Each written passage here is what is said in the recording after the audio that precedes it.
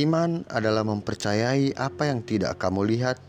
Hadiah dari iman adalah melihat apa yang kamu percayai.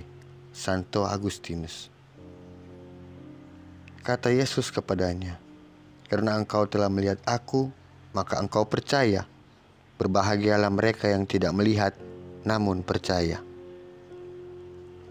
Mujizat adalah suatu kejadian yang terjadi di luar kodrat alam, karena efeknya melampaui kekuatan atau kemampuan makhluk ciptaan. Oleh karena efeknya yang melampaui kekuatan kodrati, maka mujizat disebut sebagai suatu hal yang adikodrati, yang melibatkan adanya campur tangan ilahi. Santo Thomas Aquinas mengajarkan, efek-efek tersebut dapat disebut sebagai mujizat yang dilakukan oleh kuasa ilahi yang dilakukan di luar ketentuan yang umum terjadi pada alam, melampaui ketentuan atau hukum alam. Dengan demikian, mujizat dapat dihubungkan dengan jari Tuhan, tangan Tuhan. Tuhanlah yang menjadi penyebab mujizat. Mujizat terjadi karena sesuai dengan rencana penyelenggaraan Tuhan. Kuasa Tuhan terlihat dalam mujizat dari dua hal. Yang pertama, langsung melalui perbuatannya yang terjadi seketika itu juga. Atau yang kedua, tidak langsung, atau melalui perantaraan melalui ciptaannya sebagai sarana ataupun alat, yaitu para malaikat. Manusia seperti melalui perantaraan Musa dan Harun, para rasul, Santo Petrus, Santo Paulus, jemaat perdana, ataupun kuasa Tuhan melalui religi suci, seperti mantel Nabi Elia, tulang-tulang Nabi Elisa, jumbai jubah Yesus, sapu tangan Rasul Paulus, ular tembaga di zaman Nabi Musa, tabut perjanjian, bencana suci di bait Allah, dan seterusnya. Tujuan utama mujizat adalah untuk menunjukkan kemuliaan Tuhan. Di perjanjian lama, mujizat-mujizat yang terjadi menyatakan penyelenggaraan Tuhan yang maha besar. Di perjanjian baru, kebesaran dan kemuliaan Tuhan dinyatakan pada kisah mujizat di Kana. Mujizatnya yang pertama dicatat dalam kitab Injil Yohanes, pada saat Yesus menyembuhkan banyak orang sakit dan pada saat membangkitkan Lazarus. Yesus melakukan mujizat-mujizat tersebut bukan agar dikagumi orang, melainkan karena dorongan belas kasih-Nya terhadap manusia yang berdosa dan menderita. Dalam hal misi penyelamatannya, dengan melakukan mujizat-mujizat, Kristus membuktikan bahwa Ia adalah Tuhan dan penguasa alam semesta. Mujizatnya yang terbesar adalah kebangkitannya dari kematian, agar kita yang percaya kepadanya memperoleh hidup yang kekal. Tujuan-tujuan berikutnya merupakan tujuan sekunder, seperti untuk mengkonfirmasi kebenaran dari pesan ilahi yang disampaikan, atau sebuah kebenaran akan ajaran iman dan moral, seperti dalam kisah Musa, Elia, dan bagaimana orang Yahudi mengenali Yesus sebagai utusan Tuhan, dan bagaimana Yesus mengacu kepada perbuatannya, termasuk mujizat-mujizatnya, untuk menunjukkan bahwa Ia adalah Putra Allah. Para rasul juga mengajarkan bahwa mujizat merupakan konfirmasi atas ketuhanan Yesus. Tujuan sekunder berikutnya adalah untuk memberi kesaksian akan kekudusan, seperti halnya bagaimana Tuhan membela Musa, Elia, Elisa.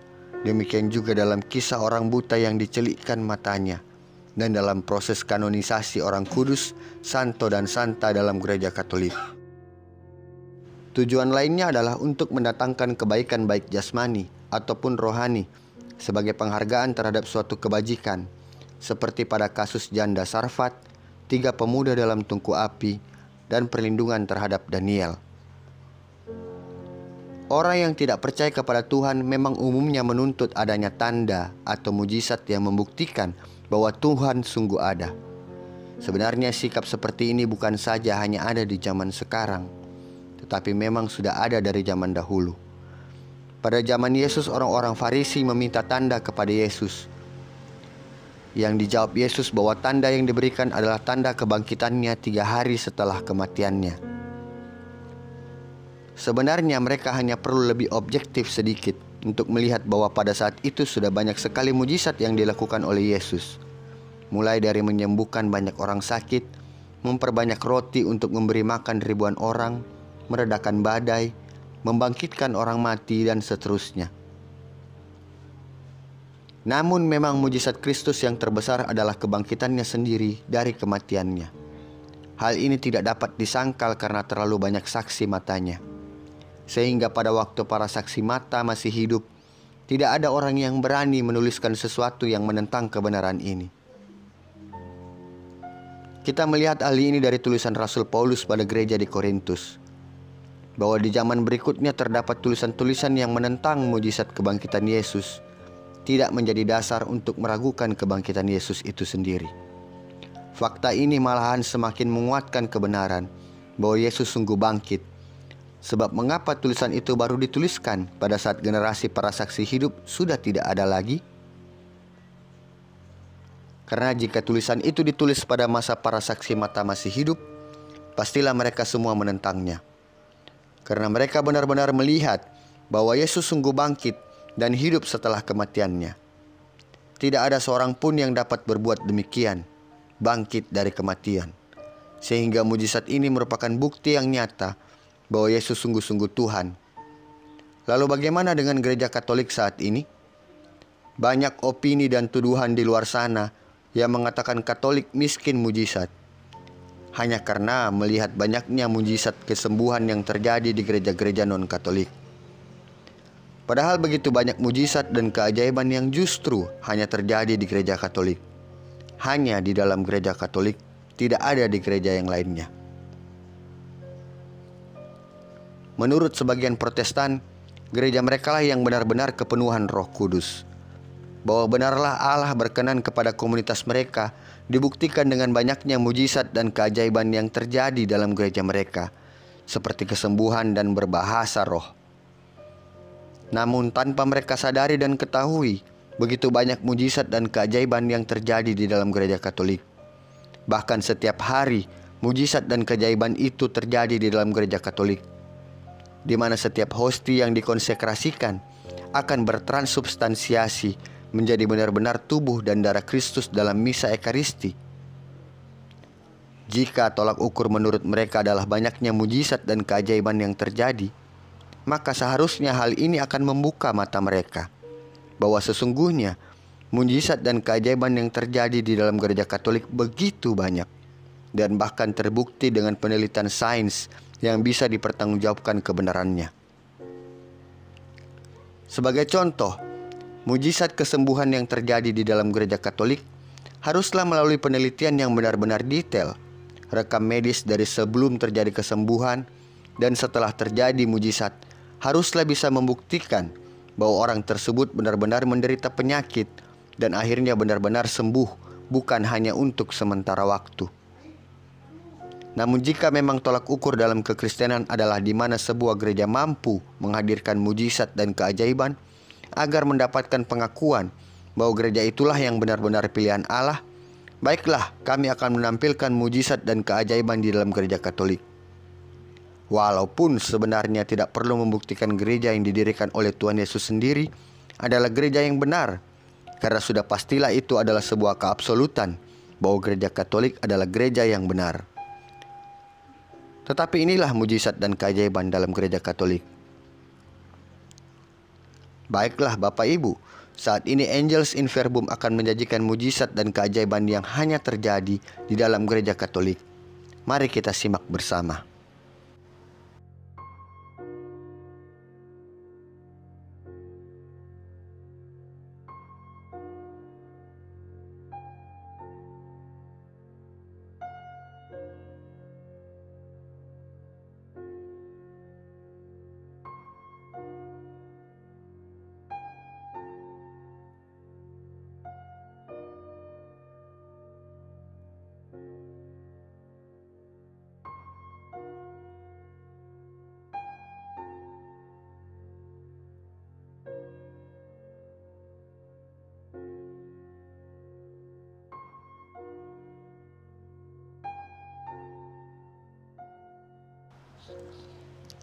Kain kafan Turin.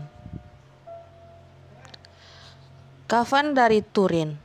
Kafan Turin adalah salah satu relik paling terkenal yang diyakini terkait dengan sengsara Kristus. Kain kafan itu panjangnya lebih dari 14 kaki dan lebarnya 3,5 kaki. Itu memuat gambar bagian depan dan belakang seorang pria yang telah disiksa dan disalibkan secara brutal.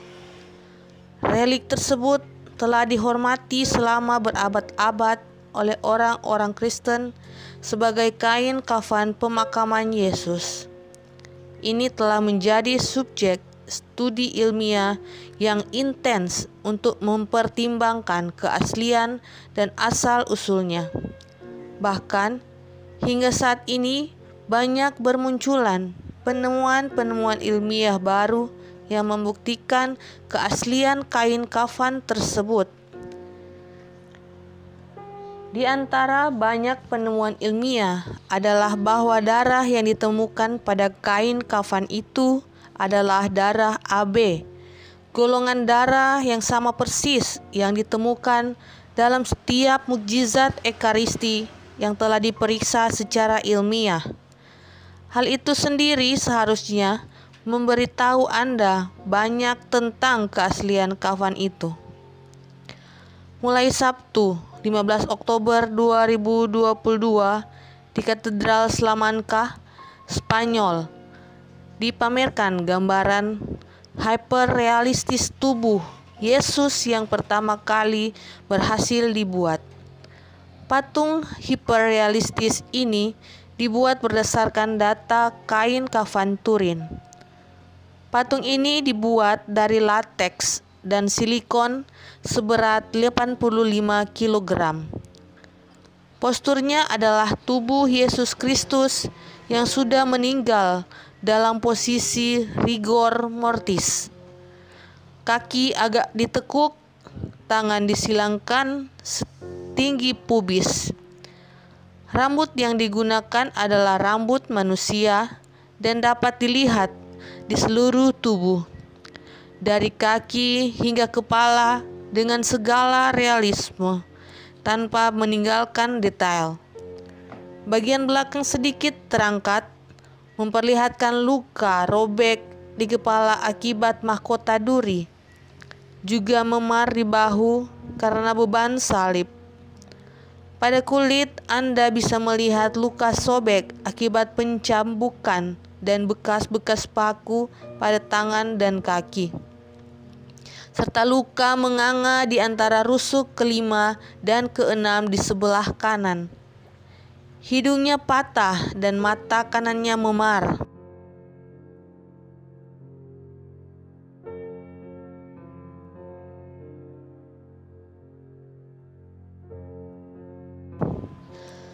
Darah Santo Januarius. Darah Santo Januarius. Santo Januarius, uskup, martir dan pelindung Napoli, terkenal dengan keajaiban pencairan tahunan darahnya yang menurut legenda diselamatkan oleh seorang wanita bernama Eusebia tepat setelah santo itu dipenggal. Secara tradisional, pada hari ini dan pada 2 kesempatan lain dalam setahun, darahnya disimpan dalam 2 ampul kaca dalam bentuk cairan kental bulat.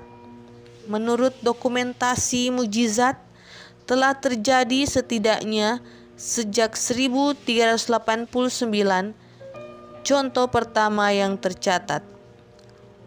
Proses likuifaksi terkadang memakan waktu berjam-jam, bahkan berhari-hari, namun terkadang tidak terjadi sama sekali. Biasanya, setelah periode yang dapat berkisar dari 2 menit hingga 1 jam, massa padat berubah menjadi merah dan mulai menggelembung. Beberapa penyelidikan telah dilakukan di masa lalu untuk menemukan penjelasan ilmiah yang menjawab pertanyaan tentang bagaimana sesuatu yang padat dapat tiba-tiba mencair tetapi tidak ada yang memuaskan sejauh ini. Diperkirakan ini hanya darah beku, tetapi darah beku hanya diketahui mencair dan tidak menjadi padat lagi, tidak seperti darah Santo Januarius. Untuk pertama kalinya dalam 3 tahun, umat Katolik mengadakan prosesi khidmat melalui jalan-jalan Napoli pada akhir pekan pertama bulan Mei setelah darah Santo Januarius ditemukan mencair. Uskup Agung Domenico Battaglia dari Naples membuka brankas yang menyimpan relikwi darah Santo Januarius di Katedral Naples pada 30 April dan menemukan bahwa darahnya sudah mencair. Mujizat yang terkenal biasanya terjadi hingga 3 kali setahun ketika Uskup Agung mengangkat dan memutar ampul berisi darah, mengungkapkan bahwa darah kering telah mencair.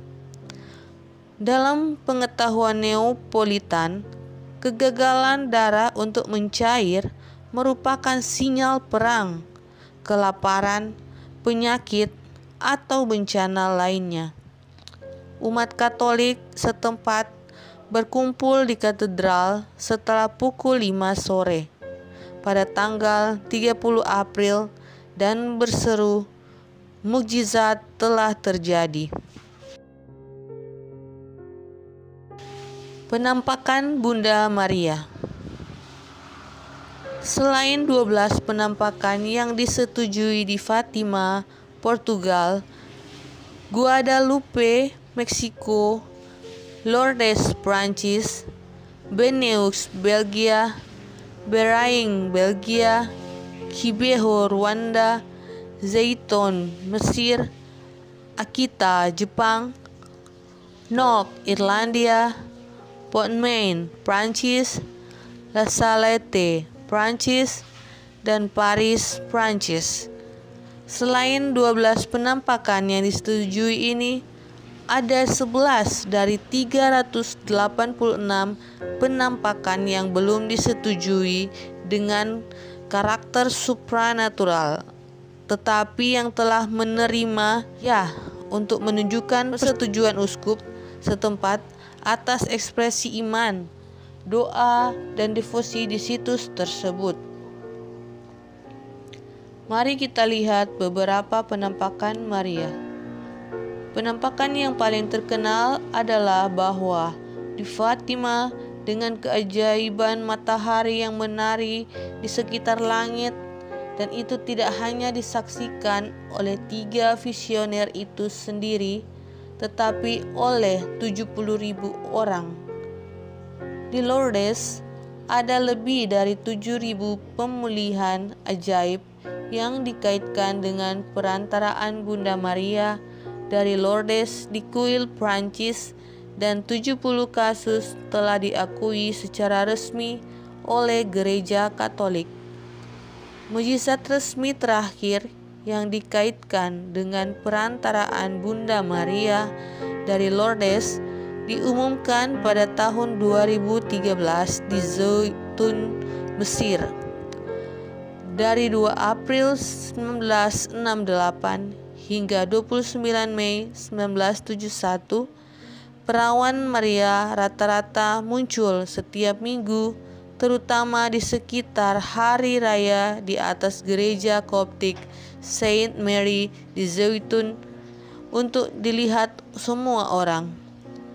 Ini bukan sesuatu yang hanya disaksikan dalam penglihatan mistik oleh segelintir orang. Ini adalah pengalaman supernatural yang dirasakan oleh banyak orang selama bertahun-tahun. Selain itu, ini terjadi di negara berpenduduk mayoritas Muslim dan di gereja Koptik, yang mungkin menjadi alasan mengapa umat Katolik kurang mengenalnya. Santa Perawan Maria disaksikan oleh ratusan ribu orang, termasuk Koptik, Katolik, Protestan, Muslim, dan bahkan Marxis sekuler seperti mantan Presiden Mesir Abdel Nasser, yang sakit disembuhkan dan yang kafir menjadi percaya. Ayo lompat jauh-jauh ke Meksiko. Our Lady of Guadalupe adalah devosi tercinta yang mempesona baik orang percaya maupun orang yang tidak percaya. Jutaan peziarah melakukan perjalanan ke seluruh dunia untuk mengunjungi Basilika Our Lady of Guadalupe di kota Meksiko. Tilma asli Santo Juan Diego yang dipajang di Basilika telah diuji secara ilmiah untuk membuktikan keasliannya yang ajaib.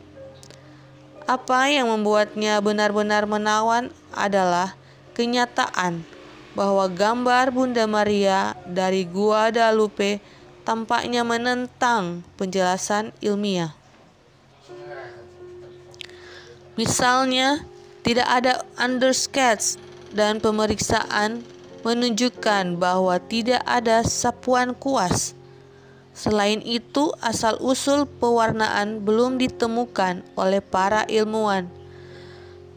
Kagum belum? Ini hanya seperempat dari banyak fenomena ajaib yang terkait dengan penampakan Maria. Namun sebuah pertanyaan besar, mengapa Bunda Maria hanya dilaporkan terjadi di dalam gereja Katolik?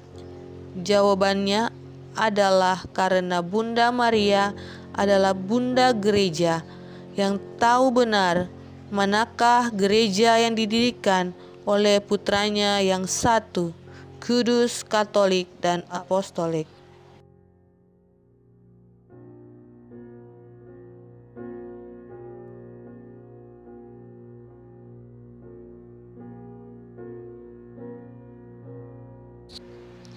Jasad utuh. Sepanjang sejarah gereja, kita jumpai adanya fenomena yang menarik, yaitu jenazah beberapa orang kudus yang tidak rusak. Namun, ada beberapa orang yang menolak adanya fenomena ini dengan alasan jenazah para kudus itu diberi lilin atau disimpan dalam peti yang kedap udara. Memang benar, beberapa jenazah para kudus itu diberi lilin dan disimpan dalam peti yang kedap udara. Akan tetapi, sebelum hal itu dilakukan, jenazah mereka telah terkubur di dalam tanah bertahun-tahun lamanya. Waktu yang lebih dari cukup untuk membusukkan suatu jenazah. Selain itu, jenazah yang diberi lilin hanyalah bagian-bagian tertentu saja dari potongan tubuhnya. Oleh karena itu, seharusnya bagian yang tak diberi lilin pun akan membusuk. Tetapi kenyataannya bagian yang tak diberi lilin itu juga tidak rusak. Jenazah para kudus yang tak rusak ini ditemukan di lingkungan-lingkungan yang berbeda, termasuk dalam lingkungan yang sangat mendukung pembusukan jenazah. Beberapa di antaranya dalam temperatur yang cukup tinggi untuk membusukkan jenazah, kelembapan yang besar, bahkan ada yang tergenang dalam rawa. Padahal sebelumnya jenazah itu tidak pernah mengalami proses pengawetan sama sekali. Jenazah-jenazah itu tetap bebas dari pembusukan, sekalipun lingkungannya memiliki unsur-unsur yang lengkap untuk membusukkan jenazah. Yang lebih mengherankan lagi adalah sebagian besar jenazah itu adalah orang-orang kudus dalam gereja Katolik. Bagaimana mungkin alam dapat memilih jenazah? Selain kondisi jenazah yang tak rusak atau inkoruptibilitas, ada pula tanda lain, yaitu keharuman surgawi. Ini merupakan sebuah fenomena yang beberapa kali ditemukan saat jenazah atau makam orang-orang kudus tertentu dibongkar. Keharuman ini biasanya tak dapat dibandingkan oleh keharuman apapun di dunia. Kardinal Lambertini mengatakan ini sebagai sebuah mujizat, karena hampir tidak mungkin jenazah tidak berbau busuk, dan lebih tidak mungkin lagi ada jenazah yang harum. Hal ini hanya mungkin terjadi jika ada campur tangan kuasa adikodrati, yaitu kuasa Allah sendiri. Akan tetapi perlu diingat bahwa iblis pun bisa mengeluarkan bau harum. Oleh karena itu, tanda keharuman ini harus dikaitkan dengan kekudusan orang tersebut ketika masih hidup. Paus Yohanes ke-23 meninggal tanggal 3 Juni 1962. Pada tanggal 16 Januari 2001 dilakukanlah pembongkaran makam Paus Yohanes ke-23 yang dilakukan oleh Kardinal Sodano. Sekretaris Negara Tahta Suci Kardinal Noe, Imam Agung Basilika Santo Petrus, dan Leonardo Sandri. Hal ini berarti ketika pembongkaran makam dilakukan, jenazahnya telah terkubur selama sekitar 39 tahun. Namun, apa yang terjadi? Begitu peti jenazah dibuka, orang-orang terkejut melihat keadaan jenazah Sang Beato. Dalam kesaksiannya, Kardinal Noe mengatakan bahwa wajah Beato Paus Yohanes ke-23 tampak utuh dan damai. Laporan resmi menyatakan, begitu kain selubung dibuka, wajah Beato tampak utuh, dengan kedua mata tertutup dan mulut sedikit terbuka, dengan roman muka yang segar mengingatkan orang pada penampilan familiar Paus yang dihormati itu. Kedua tangan Bapa Suci yang masih menggenggam sebuah rosario juga masih utuh.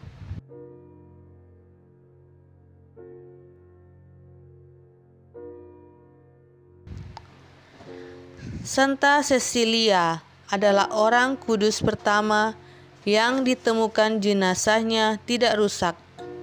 Ia meninggal sebagai martir pada tahun 177 Masehi di Roma.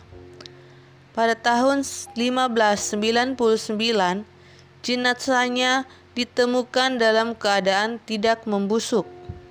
Santa Agatha meninggal pada tahun 251 Masehi. Akan tetapi, pada abad ke-11, jenazahnya ditemukan dalam keadaan tidak rusak. Bagian dari tubuhnya yang tidak rusak itu masih bisa kita lihat sampai sekarang. Santa Bernadette Soubirous menerima penampakan dari Bunda Maria di Lourdes, Prancis. Ia meninggal pada tahun 1879 dan makamnya dibongkar 20 tahun kemudian, yaitu pada tahun 1909. Saat itu ditemukan bahwa jenazahnya masih utuh dan sama sekali tidak ada kebusukan. 10 tahun kemudian, tepatnya tahun 1919, kembali untuk kedua kalinya makamnya dibongkar kembali. Dan untuk kedua kalinya pula ditemukan jenazahnya masih utuh. Pada tahun 1923, makamnya dibongkar untuk ketiga kalinya dan ditemukan jenazahnya masih utuh. Pada saat itu, tubuhnya dibuka dan didapatkan organ-organ tubuhnya masih lemas. Ketika 46 tahun kemudian, sesudah Santa Bernadette wafat, para dokter melaporkan bahwa lever atau hati Santa Bernadette masih lembut dan hampir seperti lever orang hidup yang normal. Saat ini, jenazahnya disimpan dalam kapel Santa Bernadette di Nevers, Prancis. Semua orang masih dapat melihat jenazahnya yang utuh hingga saat ini. Jenazah Santa Teresia Avila tahun 1515 sampai 1582 juga ditemukan tidak membusuk. Padahal Santa Teresa Avila dikubur di dalam lumpur yang basah.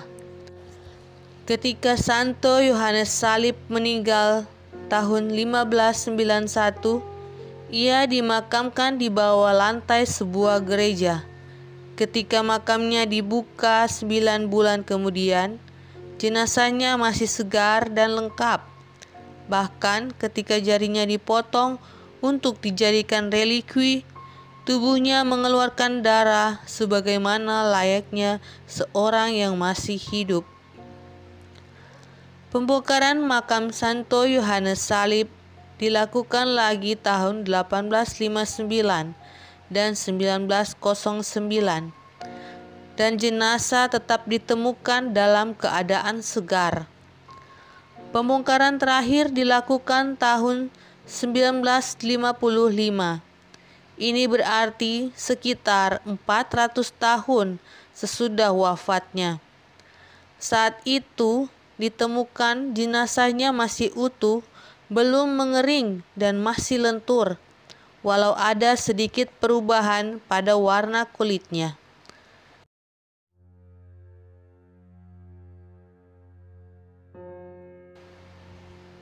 Seorang suster yang kudus dari Italia bernama Santa Clara dari Montefalco, ketika masih hidup berkata kepada para suster lainnya, "Jika engkau mencari salib Kristus, ambillah hatiku, dan engkau akan mendapatkan Kristus yang sedang menderita di sana."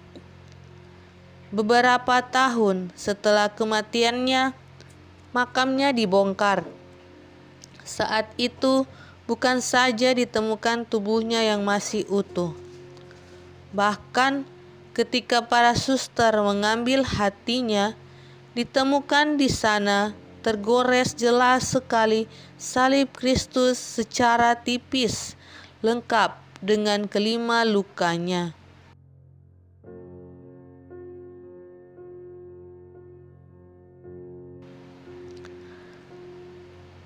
Santo Charbel Makhlouf adalah seorang rahib suci dari Lebanon. Setelah wafatnya, selama 45 malam, makanya memancarkan suatu cahaya yang khas. Menurut tradisi, jenazah biasanya membusuk dalam waktu 45 hari. Oleh karena itu, 45 hari kemudian, makamnya dibongkar dan ditemukan jenazahnya masih utuh. Padahal dalam waktu 45 hari itu sempat ada hujan deras sekali sehingga jenazahnya ditemukan terendam di genangan lumpur. Kemudian jenazah Santo Charbel dikenakan pakaian baru dan dimasukkan ke dalam peti kayu. Namun tubuhnya mengeluarkan minyak begitu banyaknya sampai-sampai bajunya harus diganti 2 kali. Tahun 1927, berarti 29 tahun kemudian setelah kematiannya, makamnya kembali dibongkar dan dijumpai jenazahnya masih utuh dan lemas seperti tubuh orang hidup. Setelah itu, ia dikuburkan kembali. Tahun 1950, para peziarah memperhatikan adanya minyak yang khas keluar dari makamnya. Saat itu, banyak orang mengalami kesembuhan karena minyak tersebut. Akhirnya, kuburnya dibongkar kembali dan didapati jenazahnya masih utuh. Tubuh Santo Charbel ini tidak rusak selama 67 tahun dan akhirnya hancur seluruhnya pada tahun 1965. Jenazah para kudus lainnya yang tak rusak dan masih dapat kita lihat sampai saat ini. Santa Zita meninggal pada tahun 1272 di sebuah desa dekat kota Lucca, Italia. Pada tahun 1580, jenazahnya ditemukan tidak rusak dan akhirnya dibaringkan di gereja Santa Frigidian agar umat dapat menghormatinya dengan lebih mudah.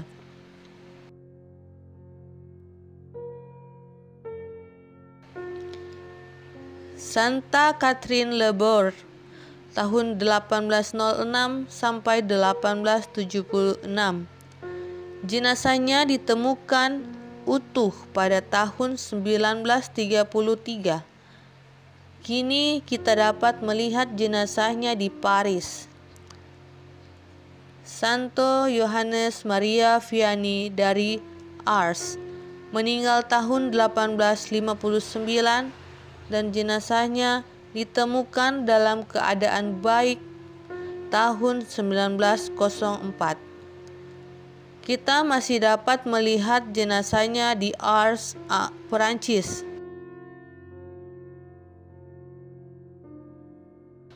Santo Vincentius Pallotti meninggal tahun 1850 dan makamnya dibongkar 2 kali, yaitu tahun 1906 dan 1950. Jenazahnya yang tidak rusak masih kita dapat lihat sekarang di Onda, Italia.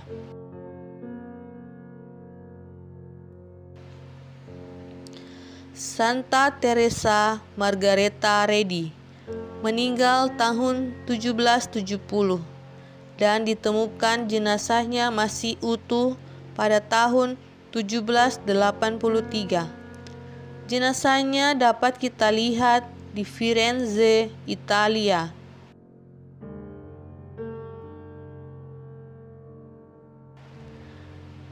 Santo Andreas Bobola meninggal tahun 1657.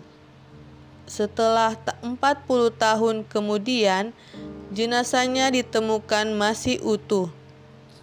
Kita dapat melihatnya sekarang di Warsawa, Polandia.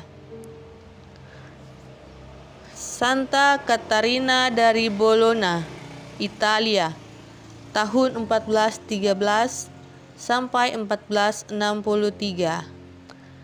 Jenazahnya diletakkan dalam keadaan sedang duduk di atas sebuah kursi sampai saat ini. Berarti sudah selama sekitar 500 tahun.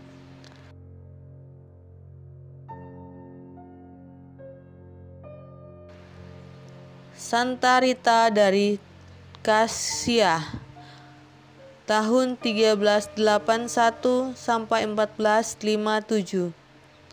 Jenazahnya dapat dilihat dalam sebuah peti kaca di Cassia, Italia. Kebanyakan orang di sana sudah terbiasa melihat posisi jenazah Santa Rita yang kadang berubah, bahkan matanya kadang terbuka, kadang terpejam, seolah masih hidup. Santa Sperandia meninggal tahun 1276 dan kita dapat melihat jenazahnya di Cingoli, Italia. Dari dalam tubuhnya keluar suatu keharuman yang manis. Sebetulnya masih ada beberapa jenazah orang kudus yang masih dapat dilihat sampai saat ini karena masih belum rusak. Antara lain Santa Maria Goretti, tahun 1890 sampai 1902, Santo Franciscus Xaverius tahun 1506 sampai 1552, dan Santa Ana Maria Taigi, dan lain-lain. Di abad 20 ini juga kita bisa menemukan beberapa orang kudus yang jasadnya utuh setelah sekian lama dikuburkan. Ada Beato Carlos Acutis, meninggal pada 12 Oktober 2006 dalam usia 15 tahun akibat penyakit leukemia, di mana pada tahun 2020 saat beatifikasinya di tanggal 10 Oktober, jasadnya ditemukan masih tetap utuh setelah 14 tahun.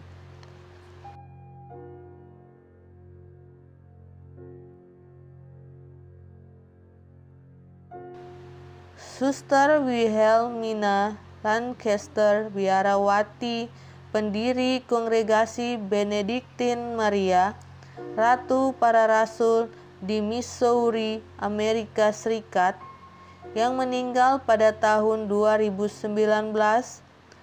Pada bulan Mei 2023, kuburannya digali oleh para suster, berharap untuk menemukan hanya tulang belulang. Sesama suster menggali jenazahnya pada tanggal 18 Mei dengan maksud untuk menguburkannya kembali, namun menemukan bahwa tubuhnya tampak terawat dengan sangat baik setelah 4 tahun terkubur.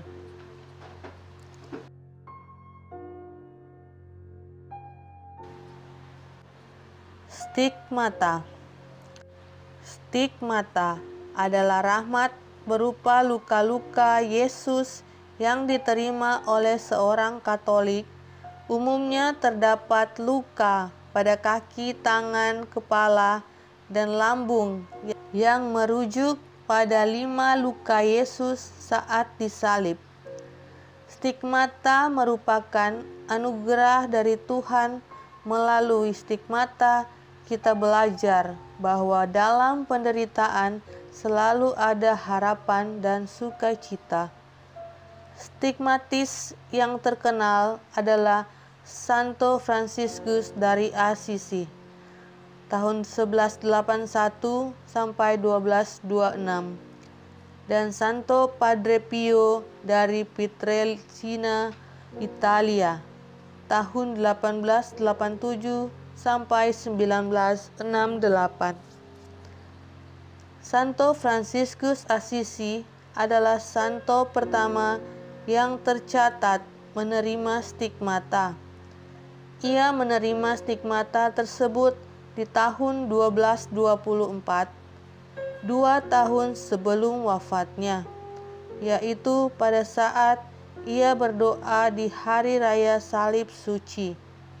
Salah satu stigmatis lainnya yang terkenal adalah Santo Padre Pio yang menerima stigmata ini dan menanggungnya selama 50 tahun. Luka-lukanya ini telah dipelajari oleh para dokter di abad ke-20, yaitu oleh Dr. Luigi Romanelli, Dr. Giorgio Vesta antara 1920 sampai 1925. Profesor Giuseppe Bastianelli yang menjadi dokter Paus Benediktus XV juga telah memeriksanya, namun tidak memberi komentar. Ahli patologi Dr. Amico Bignami dari Universitas Roma yang memeriksanya tidak dapat memberikan diagnosa. Santo Padre Pio sendiri selain memiliki stigmata juga mempunyai banyak karunia lainnya seperti karunia melakukan mujizat, penyembuhan, nubuat, bilocation, atau dapat hadir di dua tempat pada waktu yang bersamaan. Levitation atau dapat terangkat saat berdoa, dapat membaca isi hati orang, mendatangkan pertobatan dan hidup tanpa tidur dan makan yang normal, atau dapat hidup selama minimal 20 hari hanya dengan ekaristi tanpa makanan lainnya. Karunia bahasa lidah, dan dari luka-luka stigmatanya terpancar bau harum. Pada saat kematiannya, luka-luka stigmatanya hilang seluruhnya tanpa meninggalkan bekas.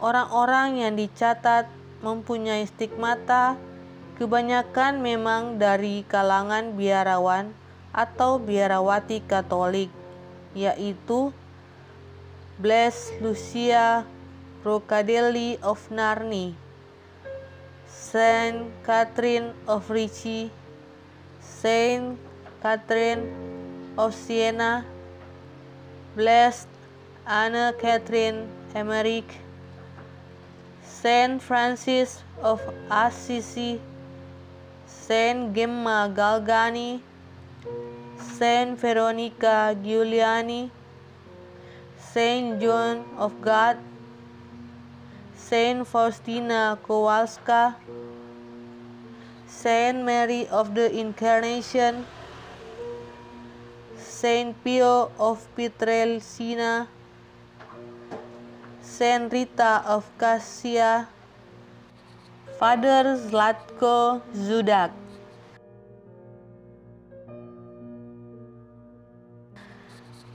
Stigmatis yang bukan dari kalangan biara ialah Therese Neumann tahun 1898 sampai 1962. Adalah anggota Orde ketiga Santo Franciscus dari Bavaria, Jerman. Mary Corbett Al-Akras, dikenal Myrna Nazor, seorang ibu rumah tangga dari Sofanie, Syria, tahun 1964. Fra Elia, biarawan Kapusin yang lahir di Puglia, Italia pada 20 Februari 1962.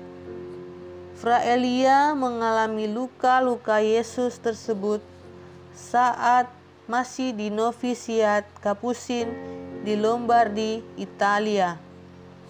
Dan yang terbaru adalah Pastor Lukas Modlitwa dari Polandia.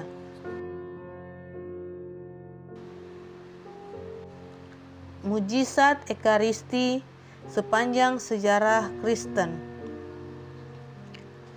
Tuhan kita telah menunjukkan kepada kita bahwa Dia benar-benar hadir dalam sakramen Maha Kudus. Menariknya, banyak mujizat Ekaristi telah terjadi selama masa iman yang melemah. Misalnya, banyak mujizat Ekaristi telah terjadi sebagai akibat dari seseorang yang meragukan kehadiran yang sebenarnya. Sebagian besar mujizat Ekaristi melibatkan insiden di mana hosti telah berubah menjadi daging dan darah manusia. Tentu kita sebagai umat Katolik percaya bahwa hosti yang disucikan adalah tubuh, darah, jiwa dan keilahian Tuhan kita dalam rupa roti dan anggur. Oleh karena itu, Yesus melalui mujizat-mujizat ini hanya memanifestasikan kehadirannya dengan cara yang lebih nyata.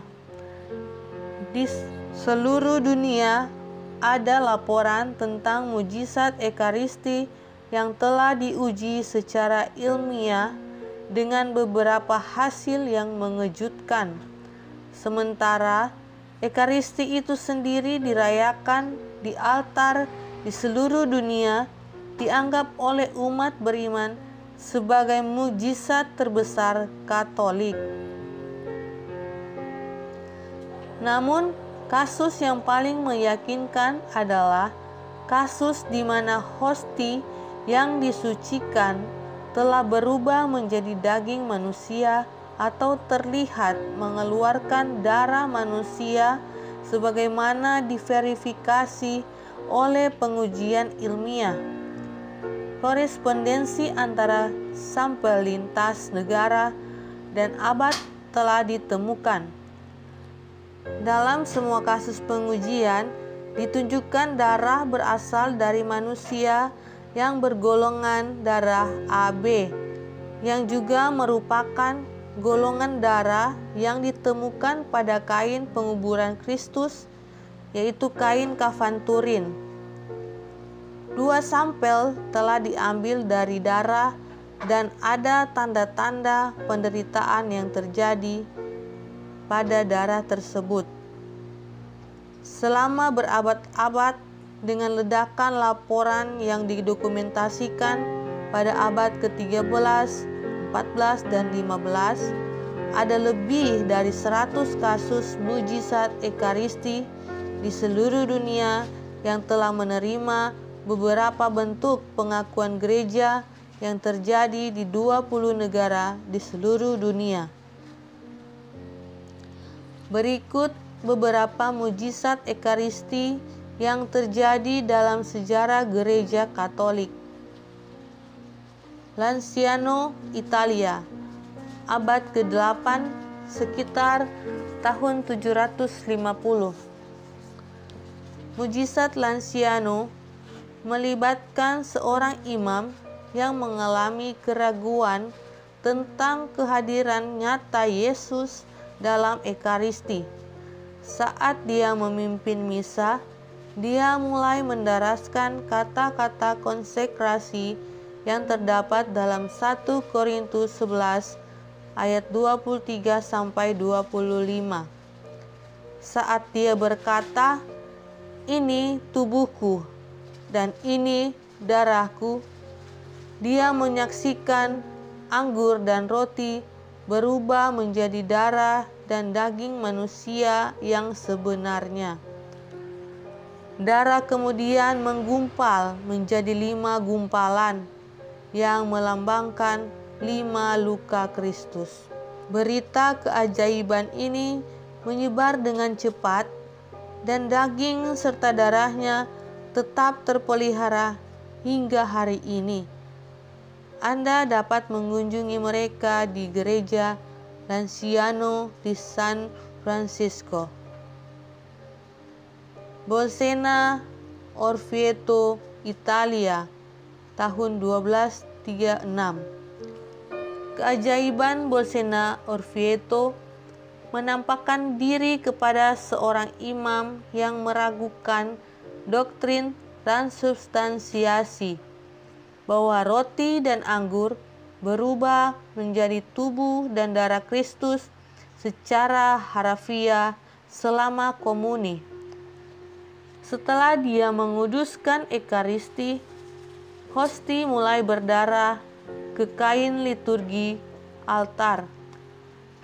Tepat pada saat itu, pastor itu berlari dan mengakui dosa keraguannya kepada paus yang sedang mengunjungi kota itu pada saat itu. Kain liturgi tetap dipajang di Katedral Orvieto, di mana orang berkunjung untuk memuliakan dan menghormati tanda salah satu mujizat Ekaristi Katolik paling awal ini.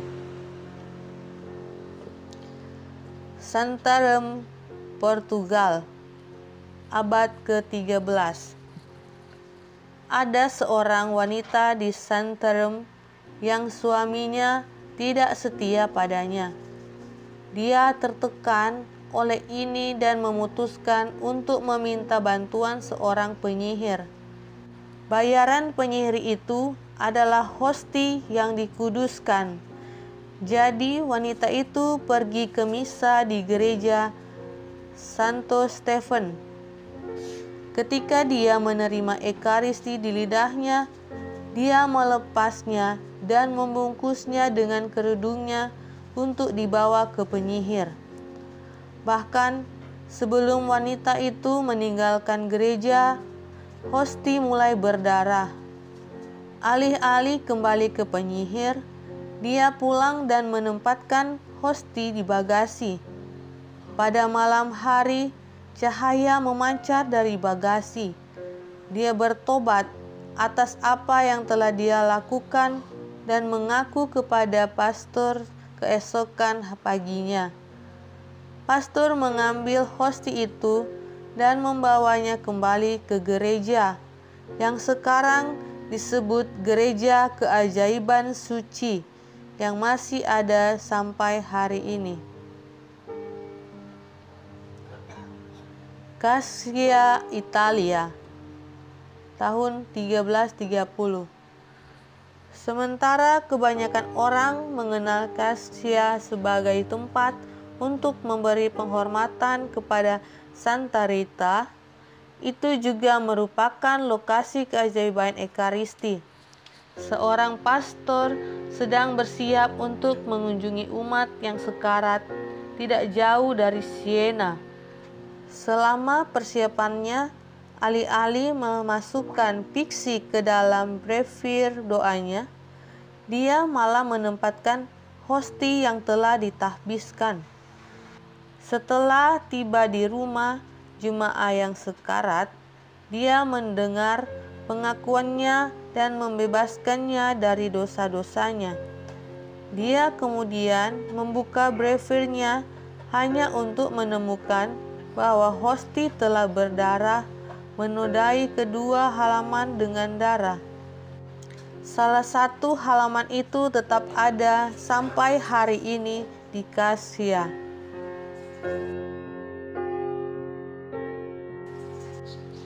Di Amsterdam pada tahun 1345, seorang pria Katolik yang saleh yang jatuh sakit ingin menerima komuni.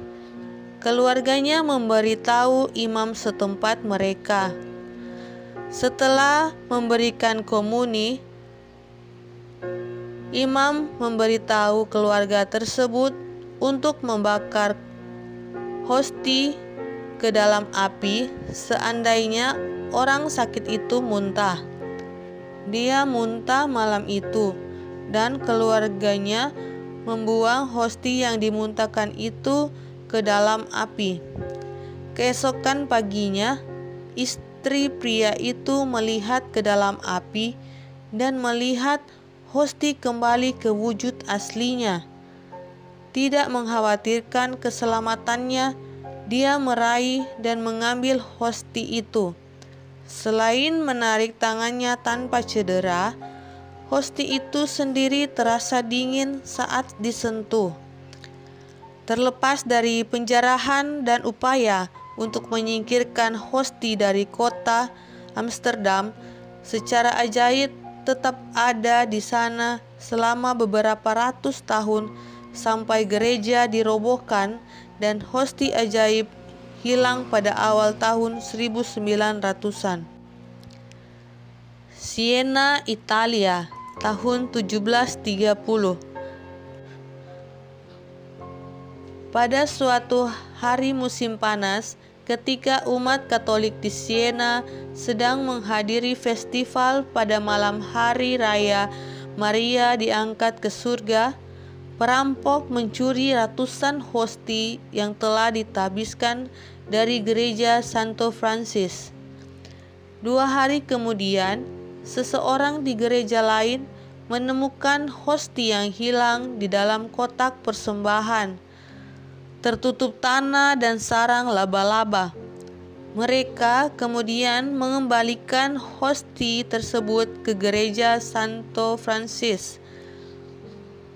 Para imam menghindari memakan hosti karena kotor dan memilih untuk membiarkannya rusak secara alami. Selama beberapa dekade berikutnya, hosti tidak pernah memburuk. Bahkan mereka tampak segar seiring berjalannya waktu. Anda masih bisa melihat hosti tersebut sampai hari ini di Basilika Santo Francis di Siena, Italia. Betania, Venezuela, tahun 1991. Beberapa mujizat Ekaristi terjadi hanya beberapa dekade yang lalu. Selama misa pentahbisan di dekat kapel Finca Marian di Betania, imam itu memecah hosti menjadi 4 bagian dan memakan sendiri 1 bagian. Tak lama kemudian, salah satu bagian yang tersisa mulai menunjukkan bintik merah yang memancarkan zat merah. Setelah serangkaian penelitian dan ratusan tes, dipastikan bahwa bercak merah tersebut adalah dari golongan darah AB dan dipastikan diambil dari jantung yang masih hidup. Darah imam juga dipastikan berasal dari golongan darah yang berbeda dari hosti tersebut, dengan memperhitungkan kemungkinan darah imam di atasnya. Hari ini, hosti ajaib dipajang di Los Teques di Biara Agustinian Recollects dari Biarawati Hati Kudus. Chirata Konam, India, tahun 2001. Selama adorasi Ekaristi di paroki Santa Maria, 3 noda merah tiba-tiba muncul pada hosti Ekaristi.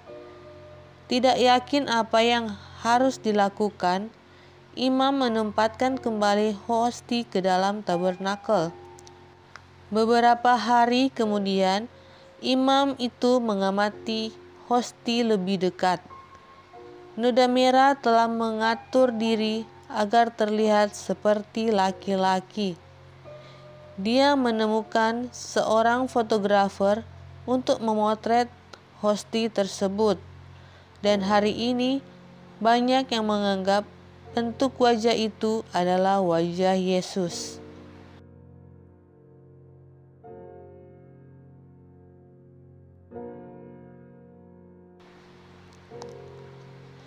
Tixla, Meksiko, tahun 2006. Selama misa retret di paroki Santo Martin dari Tours, hosti yang dikonsekrasikan mulai mengeluarkan zat merah.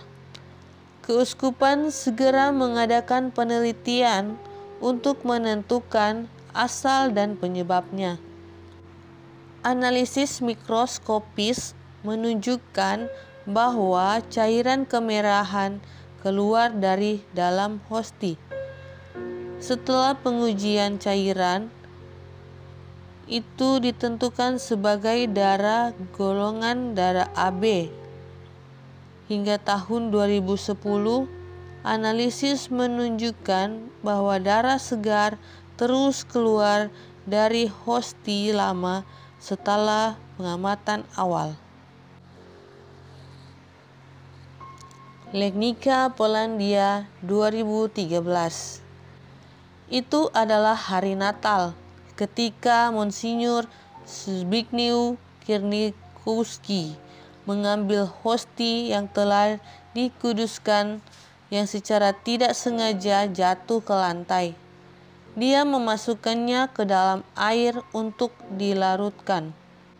Tiba-tiba warna kemerahan muncul dari hosti yang ditahbiskan tersebut. Pengujian pun dilakukan dengan hasil menemukan bahwa hosti mengandung jaringan lurik dari hati manusia. Temuan lain juga mengandaikan bahwa jaringan menunjukkan tanda-tanda yang sama seperti yang terlihat pada jaringan setelah penderitaan kematian. Saat ini, keajaiban Ekaristi hosti tersebut dipajang di sebuah kapel kecil.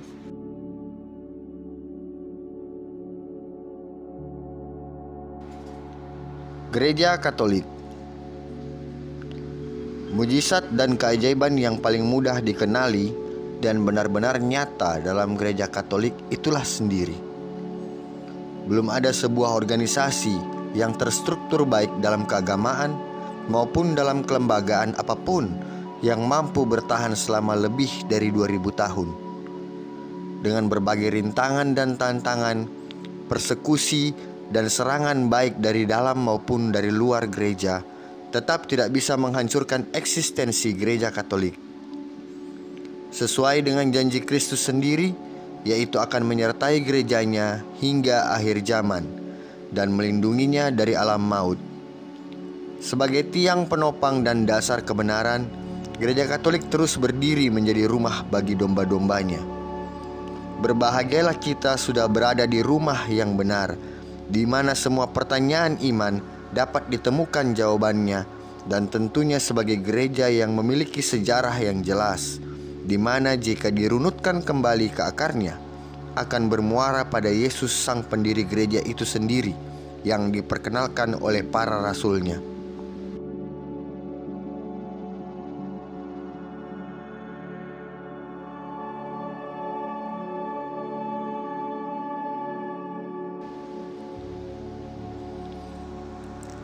Demikianlah mujizat dan keajaiban yang terjadi di dalam Gereja Katolik. Bahkan itu hanya beberapa saja yang tersampaikan. Faktanya, masih banyak sekali mujizat dan keajaiban yang tercatat. Walaupun mujizat terjadi di sepanjang sejarah gereja, mujizat bukanlah merupakan sesuatu yang terpenting yang harus kita minta setiap kali kita berdoa. Sebab di dalam kerendahan hati kita percaya bahwa Tuhan yang mengetahui segalanya akan memberikan yang terbaik bagi kita. Kita mengakui kebaikan Tuhan, dan Tuhan akan mengatur segalanya menjadi baik adanya. Maka jika kita memohon untuk meredakan badai ataupun menghentikan wabah, kita memohon bukan semata untuk terjadinya mujizat, tetapi lebih kepada memohon kemurahan-Nya untuk memperhatikan permohonan kita, agar dengan caranya sendiri Ia menjawab permohonan kita sesuai dengan yang kita butuhkan. Mengadakan mujizat dalam nama Tuhan Yesus adalah suatu karunia yang diberikan Tuhan sesuai dengan kebijaksanaan dan kerelaan hati-Nya untuk membangun gerejanya. Tuhan Yesus mengajarkan bahwa mengadakan mujizat dalam nama-Nya bukan sesuatu yang terutama bagi seorang murid, sebab yang terpenting adalah melakukan kehendak Allah, yaitu mengasihi Allah dan sesama. Ada satu hal yang perlu diingat bagi siapapun yang berpikir bahwa mujizat kesembuhan adalah pembuktian bahwa merekalah yang berkenan kepada Allah. Ingatlah, bahkan Yesus pun pada saat memberikan mujizat kesembuhan selalu berkata, "Imanmu yang telah menyelamatkanmu atau menyembuhkanmu." Sehingga sejatinya bukanlah orang yang mengaku mendapatkan karunia menyembuhkan yang telah menyembuhkanmu, tetapi imanmu lah yang menyelamatkanmu. Semoga kita semua selalu dalam perlindungan-Nya dan diberkati selalu oleh berkat Allah yang Maha Kuasa, Bapa dan Putra dan Roh Kudus. Amin.